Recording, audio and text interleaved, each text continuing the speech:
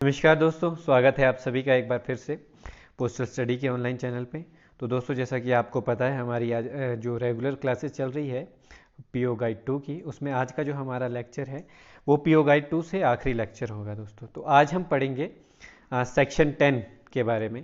पहले भी आपने देखा होगा, इसमें पीओ गाइड 2 में जिक्र आता रहा है सेक्शन 10 का। तो क्या है वो आज हम देखेंगे। तो दोस्तों, सेक्शन 10 है हमारा prohibited and restrictions, prohibition and restrictions, कि क्या क्या प्रोहिबिशंस है, क्या क्या रिस्ट्रिक्शंस है जो गवर्नमेंट की तरफ से है, या फिर कोई अन्य कानूनों की तरफ से, या फिर पोस्ट ऑफिस एक्ट या फिर कस्टम की तरफ से जो भी रिस्ट्रिक्शन होती है, क्या क्या प्रोहिबिशन होते हैं जिन पे प्रतिबंध लगा है कि इन्हें नहीं बेच सकते हैं, वो क्या क्या है फॉरेन मेल में हम वो देख लेंगे। हमने पीओ गाइड 1 में भी, इनलैंड मेल में भी हमने सेम प्रोहिबिशन पढ़े थे, और फॉरेन मेल में क्या होते हैं वो भी देख लेते हैं। ठीक है दोस्तों, सबसे पहले है यहाँ पे इंट्रोडक्शन।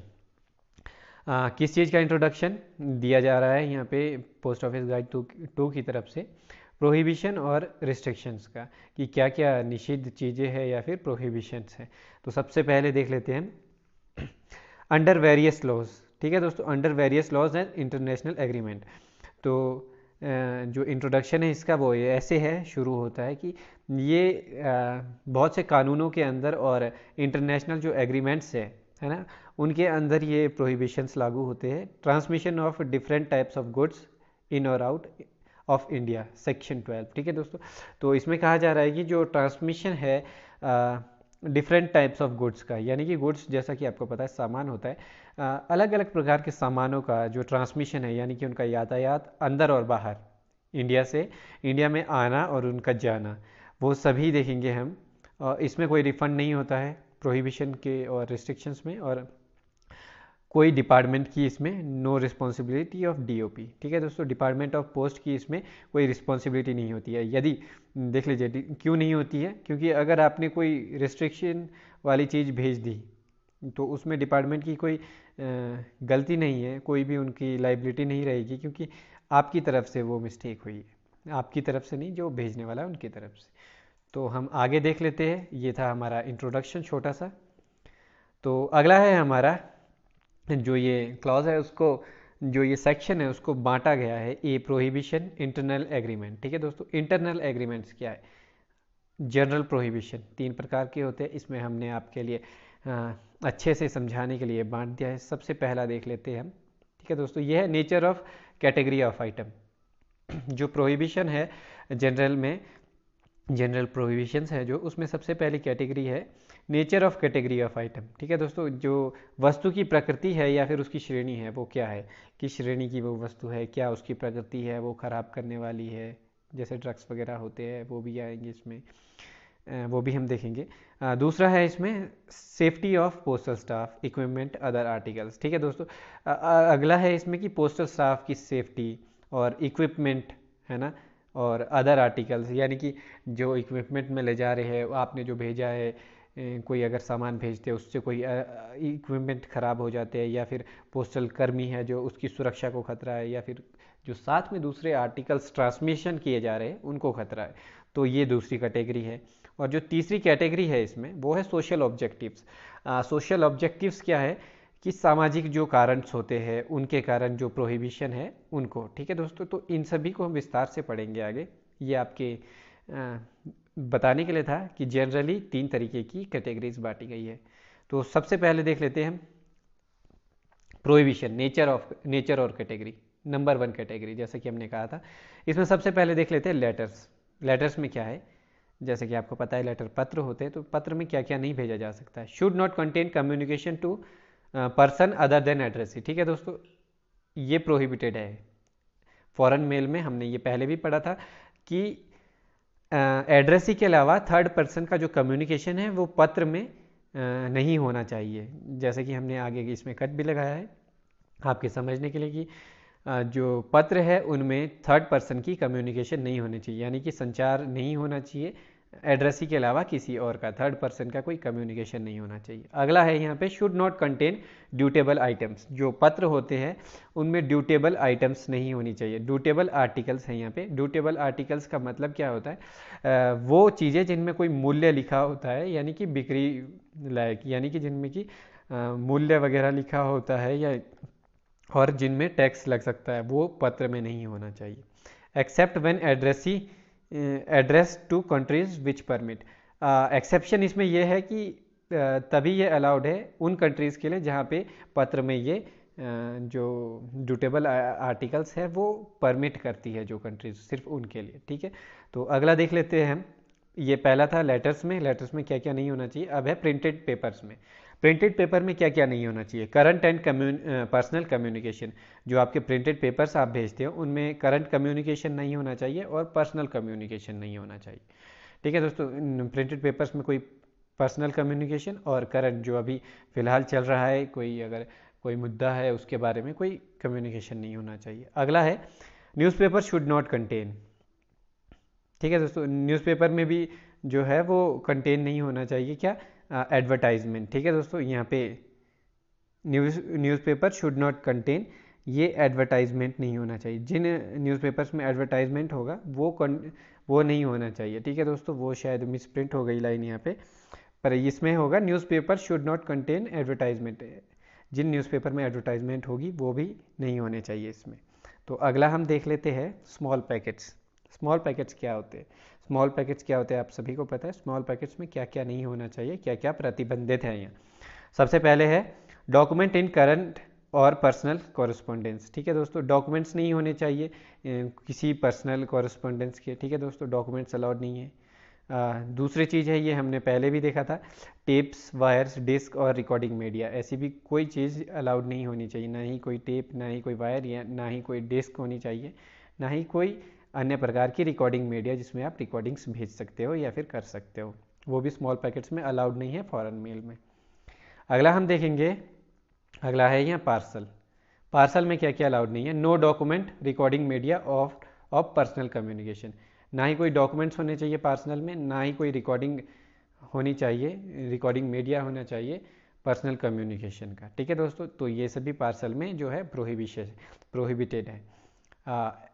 अगली देख लेते हैं यहाँ पे इंश्योर्ड लेटर्स। इंश्योर्ड लेटर्स में क्या नहीं होना चाहिए। No dutiable goods. ठीक है, जैसे कि हमने पहले भी पढ़ा था, नो ड्यूटेबल आर्टिकल। ऐसी कोई आर्टिकल नहीं होनी चाहिए जो ड्यूटेबल हो, जिनमें कि टैक्स लग सकता हो, जिनका कोई मूल्य हो, है ना, लेटर्स में, इंश्योर्ड लेटर्स में। और सेम जैसे कि लेटर्स में हम पढ़ा था, उन कंट्रीज़ के लिए यहाँ पे एक्सेप्शंस है, जो कंट्री इसको एक्सेप्ट करती है। ठीक है दोस्तों, no dutiable if country doesn't do not accept it. ठीक है दोस्तों, तो इसका मतलब वही हुआ कि अगर कंट्री जो है एक्सेप्ट करती है तो भेजा जा सकता है, अगर कंट्री एक्सेप्ट नहीं कर सकती है तो नहीं भेजा जाना चाहिए। तो अपना अगला क्लॉज देखेंगे हम, प्रोहिबिशन टू इंश्योर सेफ्टी। ठीक है दोस्तों, तो ये थी जो हमने पहले देखा, वो था पहली कैटेगरी वाला। अब दूसरी कैटेगरी वाला है जो prohibition to ensure safety. Safety को इंश्योर करने वाले prohibition. Number 1, nature packing is dangerous. अगर आपके जो आर्टिकल है उसकी नेचर या फिर उसकी जो पैकिंग है वो डेंजरस है, जैसे कि पैकिंग्स में हमने देखा था पीओ गाइड 1 में भी कि आप शार्प चीज़ें नहीं लगा सकते हो, आपकी पैकिंग ऐसी नहीं होनी चाहिए कि वो दूसरे आर्टिकल्स को जो है वो डैमेज करे, या फिर पिंस का बहुत आपने प्रयोग किया है तो वो भी अलाउड नहीं थी। तो वैसी नहीं होनी चाहिए आपकी पैकिंग या फिर उसका नेचर आर्टिकल का जो डेंजरस हो। बी है यहाँ पे एक्सप्लोजिव, इन्फ्लेमेबल और डेंजरस। धमाके वाली चीज़ें जो कि विस्फोटक होते हैं, और इन्फ्लेमेबल यानी कि जिनमें आग लग सकती है, या फिर डेंजरस आइटम्स वो सब नहीं भेज सकते हैं। लिविंग क्रिएचर भी नहीं भेजे जा सकते हैं एक्सेप्ट बीज, लीच और सिल्क वॉर्म। ठीक है दोस्तों, बीज मधुमक्खी को भेज सकते हैं, जोंक्स को भेज सकते हैं, जोंकों को, और सिल्क वॉर्म जो होते हैं उनको भेज सकते हैं, पर ये एक्सेप्शन है, इसके लिए भी अलग से रूल होंगे। ठीक है दोस्तों, तो ये थे हमारे इंश्योर सेफ्टी करने वाले प्रोहिबिशन। तो अगले जो प्रोहिबिशन है स्पेशल और सोशल ऑब्जेक्टिव वाले, तो उनका था दोस्तों कि जो स्पेशल प्रोहिबिशन है या फिर सोशल ऑब्जेक्टिव वाले, ये थर्ड कैटेगरी जो हमने देखी थी उसके बारे में। थर्ड कैटेगरी सोशल ऑब्जेक्टिव यानी कि ऐसी चीज़ें जो किसी सामाजिक भावना को आहत कर सकती है समाज के लिए जो है ना, तो उसे उसे वो कैटेगरी है। इसमें सबसे पहले ओपियम, मॉर्फिन, कोकीन और अदर्स जो ड्रग्स है उन्हें नहीं भेजा जा सकता है, क्योंकि जो ओपियम होता है, मोर्फिन होता है, कोकीन होता है और अदर ड्रग्स होते हैं, इन्हें नहीं भेजा जा सकता है, क्योंकि ये जो है वो समाज को ख़राब करते हैं। ठीक है दोस्तों, तो ये इसलिए सामाजिक कैटेगरी में है ना, और स्पेशल कैटेगरी भी है ये। इनडिसेंट और ऑब्सेंस, ठीक है दोस्तों, ये कोई अभद्र चीज़ है या फिर कोई अश्लील चीज़ है, ठीक है दोस्तों, उसे भी नहीं भेज सकते। जैसे कि उनमें क्या क्या आएगा, प्रिंटिंग्स, पेंटिंग, लिटोग्राफ, बुक और कार्ड। जैसे कि ऐसी कोई अगर बुक है या फिर ऐसी कोई पेंटिंग है जो किसी सामाजिक भावना को या फिर किसी समाज के एक स्पेशल तबके को जो है आहत कर सकती है, तो उन्हें भी नहीं भेजा जा सकता है। ऐसी पेंटिंग्स को, प्रिंटिंग्स को जिनमें कुछ छपा हो, ऐसी कोई बुक्स हो जिनकी विचारधारा कुछ ऐसी हो, जिनमें कुछ ऐसा लिखा हो जो किसी एक स्पेशल जो हमारे समाज है उसमें कोई भड़का सकते हैं उसको, या फिर कुछ भी हो सकता है, तो उन्हें नहीं भेजा जा सकता है। ये भी गवर्नमेंट की तरफ से प्रोहिबिटेड है। ठीक है दोस्तों, तो ये थे हमारी तीनों कैटेगरीज। अब देख लेते हैं जो इसका बी सेक्शन है हमारा, सेक्शन का ही बी पार्ट है, प्रोहिबिशन इंटरनल लेजिस्लेशन। ठीक है दोस्तों, जो प्रोहिबिशन है आंतरिक कानूनों का, वो क्या है, आंतरिक कानून क्या है प्रोहिबिशंस के, वो देख लेते हैं। सबसे पहले है इसमें जनरल कि क्या क्या लॉज हैं। सबसे पहला है इंपोर्ट एंड एक्सपोर्ट लॉज। ठीक है, Indian post office act, custom act 1962, foreign exchange regulation act, import and export control act. तो जो भी प्रोहिबिशन है आपका वो इन सभी चीज़ों पे डिपेंड करता है। अब इंपोर्ट एंड एक्सपोर्ट लॉ के अनुसार होने चाहिए वो आपकी जो आर्टिकल्स भेजते हैं आप, इंडियन पोस्ट ऑफिस एक्ट के अंदर आने चाहिए वो, उससे बाहर हो तो भी नहीं भेज सकते आप। कस्टम एक्ट 1962 है जो उसके अंदर आने चाहिए, उसकी कोई जो कंडीशंस है उनको ब्रीच नहीं करना है। वैसे ही इन दोनों की भी, तो ये जो हर एक एक्ट है उनके अनुसार नहीं होगे तो आर्टिकल वो नहीं भेजे जा सकते। इसमें देख लेते हैं हम आगे क्या है। 194 क्लॉज नंबर है हमारा ये, restriction by Indian post office act. ठीक है दोस्तों, सबसे पहले हम देख लेते हैं इंडियन पोस्ट ऑफिस एक्ट के द्वारा क्या क्या रिस्ट्रिक्शन है, क्योंकि हम जो पढ़ रहे हैं वो डिपार्टमेंट ऑफ पोस्ट का पढ़ रहे हैं, तो हम रिस्ट्रिक्शन भी हम इंडियन पोस्ट एक्ट के बारे में ही पढ़ेंगे। ठीक है दोस्तों, तो हम देख लेते हैं ऑल प्रोहिबिटेड आइटम्स। जो भी प्रोहिबिटेड आइटम्स है, जो कि हमने क्लॉज नंबर 202 पार्ट 1 में पढ़ी भी है, जो कि हमने प्रोहिबिटेड आइटम्स पढ़ी है पीओ गाइड 1 में, वो सभी एज इनलैंड पोस्ट, जैसा कि यहाँ पे लिख दिया है हमने। तो आगे देख लेते हैं हम क्या क्या है। तो एक बार आपने वो देख लेना है कि क्या क्या हमने इनलैंड आर्टिकल्स में, इनलैंड जो मेल थी उसमें पढ़ा था प्रोहिबिशन में। ठीक है दोस्तों, वो सभी आर्टिकल जो है फॉरेन में भी बैन है, इनलैंड में बैन है तो फॉरेन में भी बैन है। 195 है restriction impose by custom act. तो कस्टम एक्ट का भी देख लेते हैं कि कस्टम एक्ट 1962 के द्वारा क्या क्या यहाँ पे रिस्ट्रिक्शंस है। ठीक है, section 11 of custom act 1962 sorry, section act of custom act 1962 के तहत जो भी रिस्ट्रिक्शंस है ना, तो वो सभी लागू होगी यहाँ। Empower government to prohibit import of certain goods, books and publication.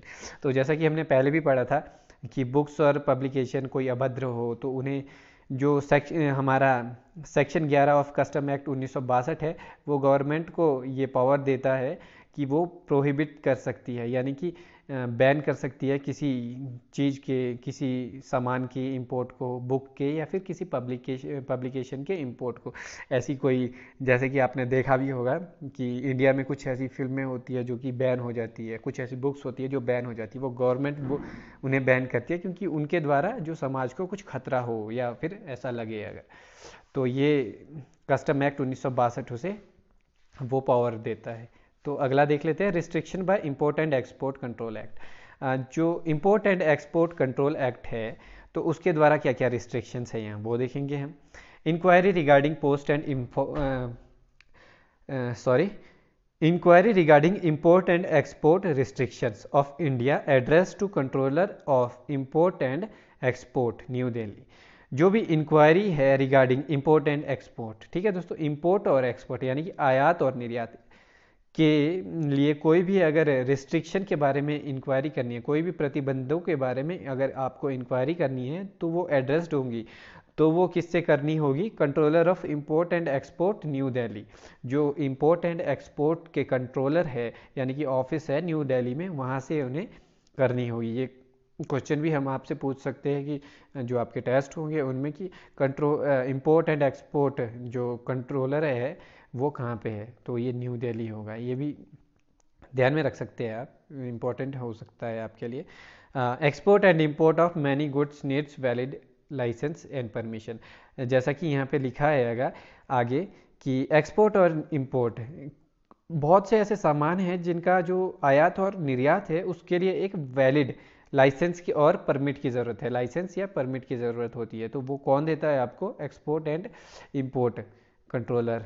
ठीक है दोस्तों, तो आगे देखते हैं इसमें दूसरा क्या है।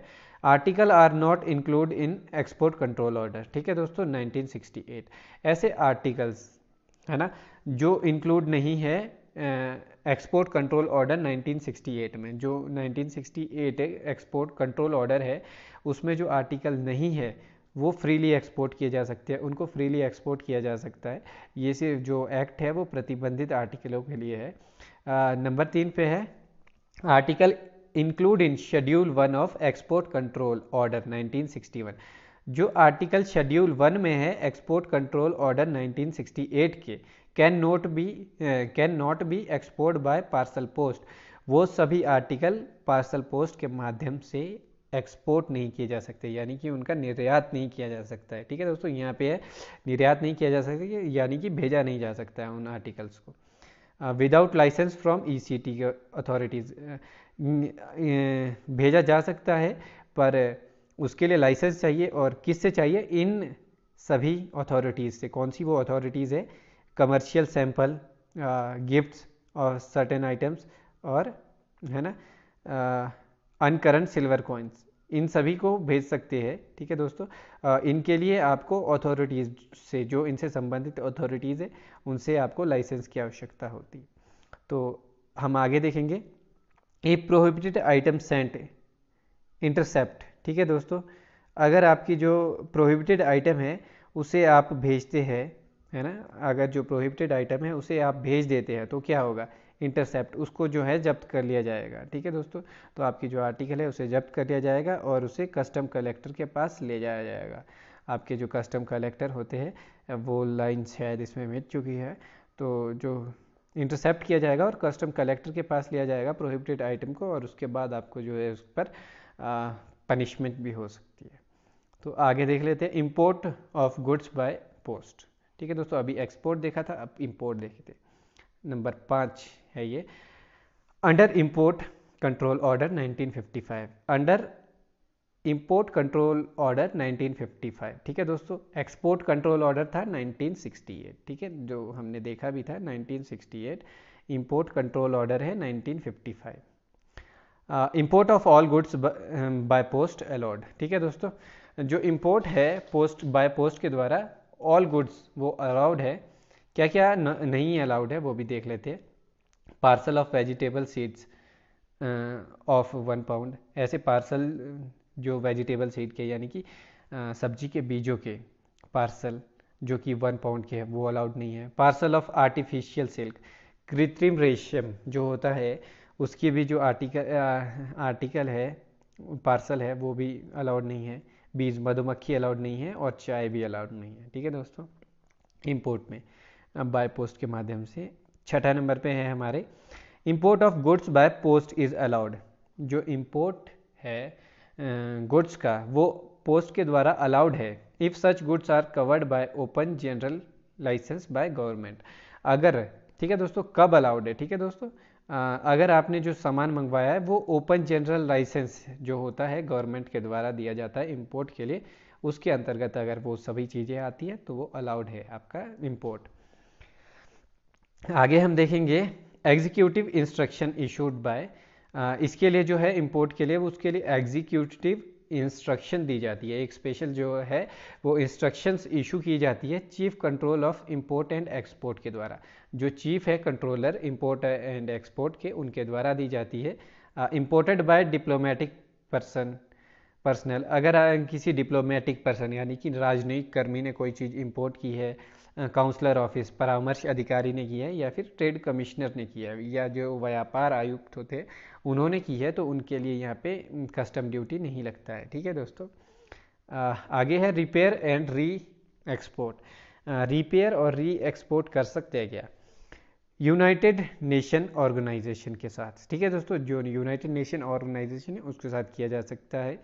और यहाँ है इंपोर्ट बाय स्पेशल कंडीशंस। ठीक है दोस्तों, इंपोर्ट जो है स्पेशल कंडीशंस के साथ कैसे किया जाएगा अब वो हम देखेंगे। अब CIF है इसमें, कॉस्ट इंश्योरेंस और फ्राइट। ठीक है दोस्तों, CIF जो है वो होता है is equal to cost insurance and freight, यानी कि भाड़ा, इंश्योरेंस कितना है उसका, बीमा, यानी कि कॉस्ट यानी कि लागत कितनी है उसकी। तो देख लेते हैं। इसमें सबसे पहले है medical, surgical, dental, optical equipments, यानी कि मेडिकल के इक्विपमेंट्स, यानी कि सर्जिकल, डेंटल यानी कि दांतों के जो होते हैं इक्विपमेंट, या ऑप्टिकल यानी कि जो आंखों के चश्मे वगैरह बनाते हैं उनके इक्विपमेंट्स मंगाए जा सकते हैं under import trade control policy. ठीक है दोस्तों, under import trade control policy के by hospital and medical institution, hospital और मेडिकल इंस्टीट्यूशंस के द्वारा ये मंगाए जा सकते हैं। बाय रजिस्टर्ड मेडिकल प्रैक्टिशनर, और मेडिकल रजिस्टर्ड प्रैक्टिशनर भी मंगा सकते हैं अप टू कितना है 1000 रुपीज़ तक। ठीक है दोस्तों, अप टू 1000 रुपीज़ तक इसे मंगवाया जा सकता है। तो अगला देखेंगे हम इसमें। अगला है यहाँ पे स्पेयर पार्ट्स मेडिकल इक्विपमेंट्स। जो स्पेयर पार्ट्स के हैं मेडिकल इक्विपमेंट्स उन्हें मंगवाया जा सकता है bye hospital and medical institute, hospital और मेडिकल इंस्टीट्यूट्स के द्वारा मंगवाया जा सकता है 1000 रुपये तक के, वो भी एक बार में। ठीक है दोस्तों, ये CIF हो गई है। ठीक है दोस्तों, जो कि हमने देखा था CIF इसका जो 1000 रुपये तक होगा। एक्सरे फिल्म्स, जो एक्सरे फिल्म्स होती है हॉस्पिटल और लेबोरेटरी मंगवा सकते हैं 1000 रुपये तक। Scientific instrument by technical and research institute up to 1000। ये जो साइंटिफिक इंस्ट्रूमेंट होते हैं यानी कि वैज्ञानिक इंस्ट्रूमेंट उनको मंगा सकते हैं टेक्निकल और रिसर्च इंस्टीट्यूट 1000 रुपये तक। आर्टिस्टिक मटेरियल, आर्टिस्टिक मटेरियल भी मंगवा सकते हैं आप 1050 रुपये तक, यानी कि जो भी आर्टिस्टिक मटेरियल आपका होता है। और हाई प्योरिटी केमिकल, उच्च शुद्धता रसायन, उच्च शुद्धता जो रसायन होता है वो by search and analytic lab, जो रिसर्च और एनालिटिक लैब होती है, अनुसंधान और विशेषात्मक प्रयोगशाला, वो भी एक बारी में 500 रुपीज़ तक का मंगवा सकती है। और लाइफ सेविंग इक्विपमेंट्स जो होते हैं, है ना, उन्हें मंगवाया जा सकता है हॉस्पिटल और मेडिकल इंस्टीट्यूशन के द्वारा by individual certificate from medical authority. अगर आपको इंडिविजुअल किसी व्यक्ति ने मंगवाना है तो उसको सर्टिफिकेट लेना होता है मेडिकल अथॉरिटी के द्वारा। ठीक है, इसमें भी 2 सेक्शंस है। By spare part of agriculture tractor, जो स्पेयर पार्ट होते हैं एग्रीकल्चर ट्रैक्टर के उन्हें बाय इंडिविजुअल मंगवाया जा सकता है 1250 तक के एक साल में। और technical and scientific book individually मंगवाया जा सकता है 500 रुपये तक की। ठीक है दोस्तों, तो ये कुछ चीज़ें थी, ज़्यादा इंपॉर्टेंट नहीं थी, फिर भी हमने बता दिया पूरा आपको। अगला यहाँ पे है हमारा 197 clause, restriction bye foreign exchange regulation act. जो है हम ये देख रहे हैं रिस्ट्रिक्शंस, ये देख रहे हैं हम वो 5 एक्ट जो हमने देखे थे उनके द्वारा।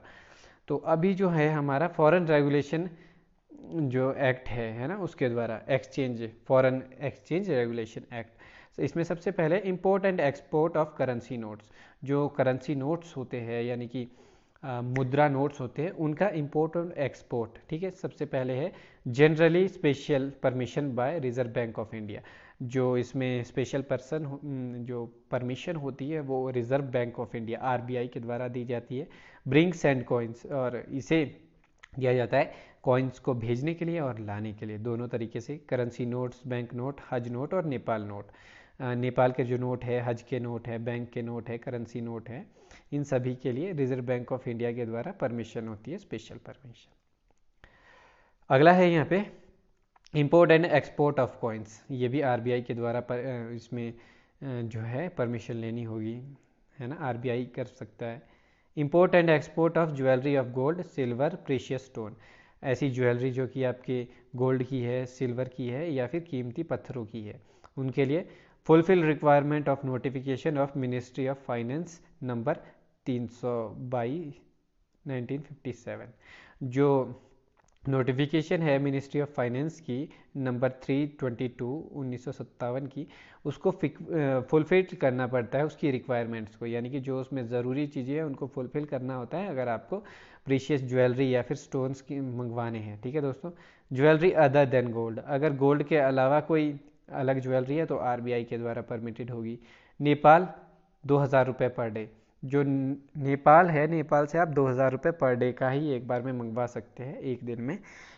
अदर कंट्रीज़ के लिए कोई लिमिट नहीं है। सर्टिफिकेट फ्रॉम फॉरेन एक्सचेंज, आपको बस फॉरेन एक्सचेंज के द्वारा सर्टिफिकेट होना चाहिए अदर कंट्रीज़ के लिए। अगला देखेंगे हम, export of cheques draft foreign exchange RBI has permitted, जो ड्राफ्ट चेक होते हैं फॉरेन एक्सचेंज के, जो आरबीआई के द्वारा परमिट किए जाते हैं ऑथोराइज डीलर को। ठीक है दोस्तों, ड्राफ्ट चेक और चेक्स के लिए, ड्राफ्ट्स के लिए या फिर फॉरेन एक्सचेंज के लिए आरबीआई परमिट करता है ऑथोराइज डीलर को within term of authorisation. ठीक है दोस्तों, ये ऑथोराइज डीलर को आरबीआई परमिट करता है ये। अगला है हमारे पास पीपी फॉर्म्स। पीपी फॉर्म्स क्या होते हैं? All good exported by directly indirectly to any place outside India except Nepal, Tibet और भूटान। पीपी फॉर्म्स कहाँ यूज़ किए जाते हैं? अगर कोई भी गुड्स आप एक्सपोर्ट करते हैं, यानी कि भेजते हैं डायरेक्टली बाय पोस्ट, है ना, या फिर इनडायरेक्टली आउटसाइड इंडिया, इंडिया के बाहर भेजते हैं, नेपाल, तिब्बत और भूटान को छोड़ के, तो वहाँ पीपी फॉर्म यूज़ किए जाते हैं। एकोम्पेंड बाय स्पेशल पी फॉर्म, है ना, तो इसे ऐसे लिखा जाता है, पी लिखा ज़रूरी होना चाहिए उसमें। और known as PP form, PP form के नाम से भी इसे जाना जाता है। और काउंटर साइन बाय आरबीआई और सीपीडीएफ, आरबीआई के द्वारा इसे काउंटर साइन किया जाना चाहिए, यानी कि आरबीआई के किसी एक अधिकारी के द्वारा इसे साइन किया जाएगा, और बाकी हम ये डिटेल्स आपको पीडीएफ में बता देंगे। अगला है हमारे पास, अगला जो हम देखेंगे वो है PP form available at RTI. जो पीपी फॉर्म्स होते हैं वो आरबीआई में अवेलेबल होते हैं, जिसकी 3 कॉपीज़ बनाई जाती है, प्रिपेयर्ड बाय सेंडर के द्वारा 3 कॉपीज़ बनाई जाती है, 2 कॉपी रिटर्न की जाती है एक्सेप्टेंस, आर्टिकल के एक्सेप्टेंस के बाद, है ना।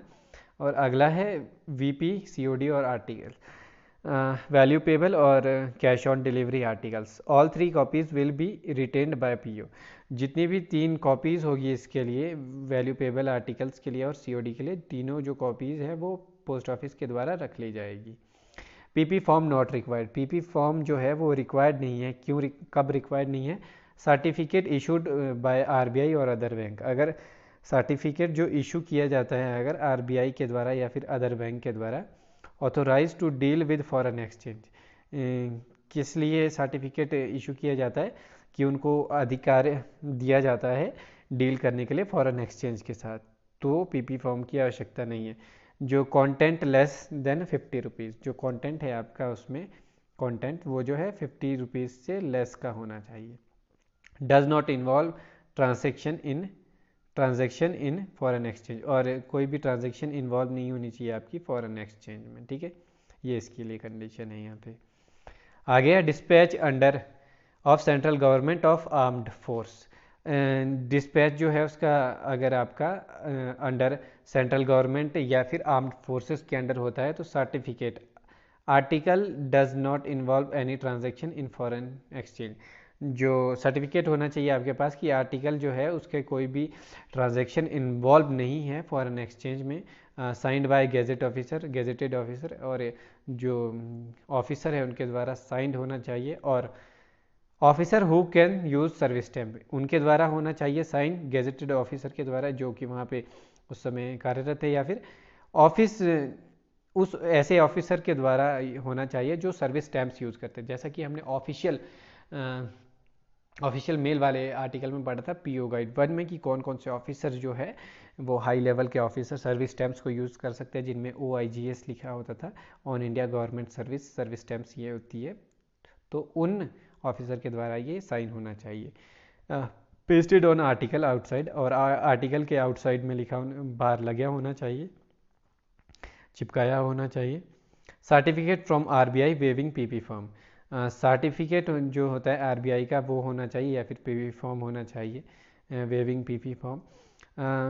वैल्यूपेबल आर्टिकल और सीओडी डिफरेंट फ्रॉम बट, ठीक है दोस्तों, जो वैल्यू पेबल आर्टिकल और सीओडी होते हैं वो different from, but if different होते हैं, उनके लिए डिफरेंट फॉर्म होता है, बट इफ़ सीओडी और value payable less than actual value, अगर आपका जो सीओडी है या फिर वैल्यू पेबल है वो एक्चुअल वैल्यू से कम है तो पीपी फॉर्म लगेगा उसमें। ठीक है दोस्तों, डिफरेंट फॉर्म नहीं लगेगा तो पीपी फॉर्म लगेगा। तो ये था हमारा। अब देखेंगे हम, अभी तक हमने देखा जो, अब देखेंगे हम export of jewellery and precious stone. अभी इंपोर्ट देखा हमने, अब एक्सपोर्ट देखेंगे।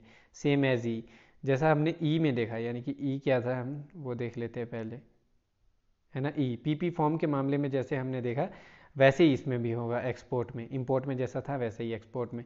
Not countersign by authorise dealer, countersign नहीं होने चाहिए ऑथोराइज डीलर के द्वारा ये इन फॉरेन एक्सचेंज और RBI, unless valued and sealed by custom, जब तक कि कस्टम के द्वारा सील्ड और वैल्यूड नहीं किया गया है उसको। ठीक है, तब तक वो आरबीआई या फॉरेन एक्सचेंज या फिर किसी ऑथोराइज डीलर के द्वारा साइन नहीं होने चाहिए, काउंटर साइन नहीं होने चाहिए। इफ़ नॉट कस्टम ऑफिस, अगर कस्टम ऑफिस के द्वारा नहीं है। Certified from authorise dealer in foreign exchange, तो फिर ऑथोराइज डीलर के द्वारा जो फॉरेन एक्सचेंज के हैं उनके द्वारा ये ऑथोराइज होना चाहिए, सर्टिफिकेट होना चाहिए। नॉट फॉर वोली, सब के लिए नहीं है ये, सिर्फ मेनली गोल्ड के लिए है। ठीक है दोस्तों, ये जो कंडीशन है ये सब के लिए नहीं है, मेनली जो है गोल्ड के लिए, वोली और मेनली ऑफ गोल्ड। ठीक है दोस्तों, नेपाल के लिए क्या, declaration not required up to 2000 per day, 2000 रुपये पर डे तक जो है डिक्लेरेशन की कोई आवश्यकता नहीं है, उससे अधिक है तो आपको डिक्लेरेशन देना होगा। आगे देखते हैं ब्रीच ऑफ कंडीशन और penalty. Breach of condition and penalty किस बात की, पीपी फॉर्म्स की, एक्सपोर्ट एंड इंपोर्ट की, गोल्ड्स वगैरह की। तो अगर आपने कोई भी ब्रीच की है कंडीशन तो आरटीएस होगा सबसे पहले। तो कॉन्फिस्केशन भी हो सकता है, यानी कि जब्ती हो सकती है, आपके जो जब्त हो सकता है जो आपका आर्टिकल है वो, और लीगल प्रोसीडिंग की जाएगी। अगर आपने कोई भी कंडीशन ब्रीच की तो आप पर जो है लीगल प्रोसीडिंग यानी कि कानूनी कार्रवाई की जा सकती है, तो इसे संभल कर करने की आवश्यकता है। अगला है हमारा यहाँ पे 199, रिस्पॉन्सिबिलिटी ऑफ सेंडर। जो सेंडर है, भेजने वाला है, उसकी क्या रिस्पॉन्सिबिलिटी है। जो आप सामान भेजेंगे वो under UPU convention and parcel post agreement के अंडर आना चाहिए। जो यूपीयू कन्वेंशन है यानी कि जो यूनिवर्सल पोस्टल यूनियन है उसके जो कन्वेंशन है, जो नियम बनाते हैं पोस्टेज के, तो उनके वो अंडर होना चाहिए। और पार्सल पोस्ट एग्रीमेंट जो होता है देशों के बीच में, उसके अंडर होना चाहिए। ये लायबल फॉर डैमेज, डैमेज के लिए लायबल हो गए। ठीक है, और under section 61 of Indian post office act, जो अंडर 61 है इंडियन पोस्ट ऑफिस एक्ट, उसके अंतर्गत जेल भी हो सकती है। ठीक है दोस्तों, तो ये काफ़ी सीरियस हो जाता है, रिस्पॉन्सिबिलिटी होती है सेंडर की, कि जो भी वह चीज़ भेजूँ वो गलत ना हो। अगर कोई भी गलती हो तो under section 61 Indian post office act के अंतर्गत जेल भी हो सकती है। अब देखेंगे हम सेक्शन नंबर 11 अपना क्या है, इंक्वायरी एंड कंप्लेंट्स, पूछताछ और शिकायत कैसे की जाएगी, कहाँ की जाएगी। टाइम लिमिट क्या है पूछताछ के लिए, शिकायत के लिए, for letter mail and parcel mail. Letter और पार्सल मेल के लिए ये जो लिमिट्स हैं वो फॉरेन मेल में। ठीक है, ये ध्यान रखना है आपने। 1 year from the second day of posting, जिस दिन आपने भेजा है, यानी कि आप ये मान के चलिए 10 अप्रैल को अगर भेजा गया है तो 11 अप्रैल से लेकर 1 साल, यानी कि 11 अप्रैल से लेकर अगले 11 अप्रैल तक 1 साल के, है ना। तो 1 साल के अंदर आप कंप्लेंट कर सकते हैं। ठीक है दोस्तों, पूछताछ कर सकते हैं टाइम लिमिट के लिए, या शिकायत कर सकते हैं अपने ऑर्डर के बारे में। मनी ऑर्डर, वैल्यू पेबल और सीओडी आर्टिकल, उनके लिए 1 ईयर है ये, 1 year from the date of issue, जिस दिन आपने इशू किया है उसके एक साल के अंदर। 10 अप्रैल को इशू किया तो 10 अप्रैल तक अगले आप उसकी कंप्लेंट कर सकते हैं या फिर उसकी शिकायत कर सकते हैं। ठीक है दोस्तों, 201 देख लेते हैं हम, इंक्वायरी फीस क्या होगी। ठीक है दोस्तों, ये है इंक्वायरी फीस। इंक्वायरी फीस क्या रहेगी, for all query of letter mail and parcel mail except advice of delivery. ठीक है दोस्तों, सभी मेल्स के लिए सभी क्वायरीज के लिए, सभी पूछताछ के लिए लेटर मेल और पार्सल मेल के लिए जो होती है एडवाइस ऑफ डिलीवरी को छोड़ के, है ना। No need for registered blind literature. जो रजिस्टर्ड ब्लाइंड लिटरेचर होते हैं, इंक्वायरी फीस जो है वो लगेगी किस किस चीज़ के लिए लगेगी, सभी मेल के लिए, ठीक है दोस्तों, सभी क्वायरी की, सभी लेटर मेल के लिए और पार्सल फीस के लिए लगेगी एडवाइस ऑफ डिलीवरी को छोड़ के। और no need for registered blind literature, जो रजिस्टर्ड ब्लाइंड लिटरेचर भेजे हैं आपने फॉरेन मेल में, उनके लिए भी इंक्वायरी फीस या फिर जो है वो नहीं है, उनके लिए ज़रूरत नहीं है। आउटवर्ड मनी ऑर्डर के लिए नॉट पेड फॉर एडवाइस और पेमेंट, आउटवर्ड जो मनी ऑर्डर है जो आपने भारत से बाहर भेजे उनके लिए not paid for advice of payment. अगर आपने जो पेमेंट नहीं की है एडवाइस ऑफ पेमेंट की, अगर आपने पे नहीं किया है, inquiry fees is equal to payment advice of payment is paid. जो आपकी इंक्वायरी फीस होगी वो उसके बराबर होगी जो आपको एडवाइस ऑफ पेमेंट पे करनी होगी, उसके बराबर, ठीक है, जो आपने पे की है। इंक्वायरी के लिए अब इंक्वायरी क्या होगी, मोर देन वन आर्टिकल। अगर आपका एक से अधिक आर्टिकल है तो inquiry fee for only one. आपका जो इंक्वायरी फीस है वो एक ही के लिए लगेगा अगर सेम काइंड के आपके आर्टिकल है, सेम पोस्ट ऑफिस से भेजा गया था और सेम टाइम पे भेजा गया था, ठीक है दोस्तों। कब लगेगी, सेम काइंड क्या होना चाहिए, सेम समय पे भेजा गया था और सेम पोस्ट ऑफिस से भेजा गया था, तो एक ही के लिए लगेगी। अगर अलग अलग होते हैं तो सभी के लिए लगेगी। बी है इसमें इंक्वायरी एंड, ठीक है दोस्तों, inquiry and complaints submitted on plain paper. ऐसी इंक्वायरी और कंप्लेंट्स जो कि प्लेन पेपर में सबमिट की गई है उनको क्या होगा, registered article, insured article, COD और एमओ, ठीक है दोस्तों। ऐसे registered article, insured article, cash on delivery और जो मनी ऑर्डर होते हैं उनके लिए ओरिजिनल रिक्वेस्टेड रिसिप्ट होनी चाहिए आपके पास, ओरिजिनल जो रिसिप्ट है वो होनी चाहिए। और अकाउंटेबल आर्टिकल्स, है ना।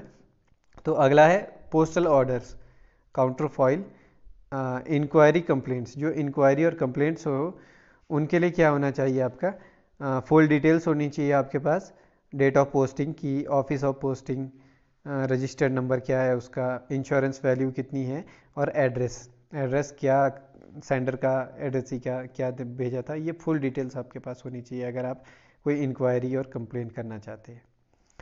तो अगला है हमारा डैमेज, पैकिंग मटेरियल और कंटेंट। डैमेज जब होगा तो पैकिंग मटेरियल देखा जाएगा, आपने पैकिंग मटेरियल कैसा था आपका, है ना, और कंटेंट क्या था, आपको कब करना होगा ये। अगर आपका जो पैकिंग मटेरियल है वो डैमेज है और कंटेंट डैमेज है तो आपको इमीडिएटली आफ्टर डिलीवरी, जैसे ही आपकी डिलीवरी होती है उसके तुरंत बाद आपको ये कंप्लेंट करनी होगी। कंप्लेंट ऑफ डिले, अगर आपका जो डिले है उसकी कंप्लेंट करना चाहते हैं आप कि आपका जो आर्टिकल है वो 10 तारीख को आना चाहिए था पर जो डिलीवरी हो रही है वो आपकी 13 तारीख को हो रही है, तो डिले हुआ आपको 3 दिन का। तो अगर आप उसके बारे में कोई कंप्लेंट करना चाहते हैं तो आपको जो रैपर है आपके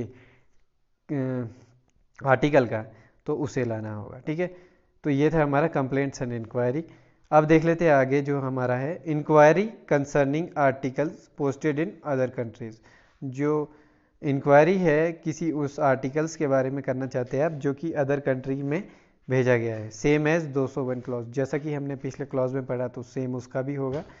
inward foreign parcel complaint by sender, ठीक है दोस्तों, ये जो कंप्लेंट है इसकी सेंडर के द्वारा की जाएगी इनवर्ड फॉरेन पार्सल्स की, ठीक है दोस्तों। तो ये था हमारा इंक्वायरी और आज की वीडियो में बस इतना ही। तो आशा करता हूँ आपको आज की वीडियो पसंद आएगी, आज की जो क्लास थी वो उससे आप कुछ सीख पाए।